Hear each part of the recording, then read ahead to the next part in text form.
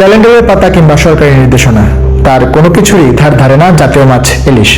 প্রকৃতির নিজস্ব ইশারাই তার একমাত্র দিক নির্দেশনা।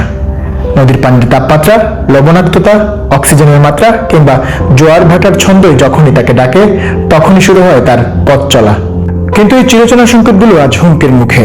জলবায়ু পরিবর্তনের প্রভাবের ফলে বাংলাদেশের নদ নদীগুলোর পথ এবং মোহনার পরিবেশ পাল্টে যাচ্ছে। এ নিয়ে জাগছে গভীর এক শঙ্কা।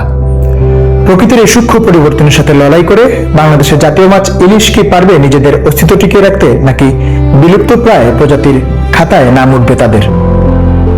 বাংলাদেশ মৎস্য অধিদপ্তরের তথ্য মতে দেশের মোট মাছ উৎপাদনের 12% আসে ইলিশ থেকে। বছরে উৎপাদন ছাড়িয়েছে প্রায় 5,29,000 টন, যার বাজার মূল্য 20,000 কোটি টাকারও বেশি। বিশ্বের মোট ইলিশের 80%-রও বেশি মেলে আমাদের এই বাংলাদেশে। কিন্তু সাফল্যের এই গল্পের আড়ালে লুকিয়ে আছে এক বড় অশনি সংকেত। বিশেষজ্ঞরা বলছেন মূল পরিবর্তনটা উৎপাদনের পরিমাণে নয়, বরং ইলিশের বাসস্থানে।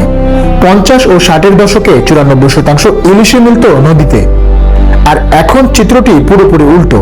72% ইলিশ ধরা পড়েছে সাগরে, নদীতে মাত্র 28%। কেন নদী ছেড়ে সাগরমুখী হচ্ছে ইলিশ? গবেষকরা বলছেন উজানের পানি নিয়ন্ত্রণ, নদীর নাব্য হারানো, দূষণ এবং অতিরিক্ত আহরণই এর প্রধান কারণ। ইলিশের প্রজনন মূলত কম লবণাক্ত মিঠা পানির উপর নির্ভরশীল, কিন্তু মিঠা পানির প্রবাহ কমে যাওয়ায় মেঘনা, তেঁতুলিয়ার মতো আদর্শ প্রজনন ক্ষেত্রগুলো আজ হুমকির মুখে। বর্তমানে ইলিশ রক্ষা বলতে আমরা বুঝি ক্যালেন্ডারের তারিখ ধরে 22 দিনের মা ইলিশ ও 8 মাসের জাটকা সংরক্ষণ নিষেধাজ্ঞা। কিন্তু বিশেষজ্ঞরা মনে করেন ইলিশ কোনো পঞ্জিকা বা তারিখ চেনে না, তারা সাড়া দেয় পানির তাপমাত্রা ও গুণাগুণের উপর। তাই আবহাওয়ার পূর্বাভাস ও নদীর জীববৈজ্ঞানিক সূচক মেনেই নিষেধাজ্ঞার সময়কাল নির্ধারণ করা জরুরি। প্রকৃতি বা ইলিশ কোনো প্রতিবাদ করবে না। নদী যদি দূষিত, অগভীর আর লবণাক্ত হয়ে পড়ে, তবে ইলিশ আর ফিরে আসবে না। ভবিষ্যতের বাংলাদেশে ইলিশ টিকিয়ে রাখতে হলে শুধু জেলেদের আটকে রাখাই সমাধান নয়, নিশ্চিত করতে হবে নদীর দূষণমুক্ত ও স্বাভাবিক প্রবাহ।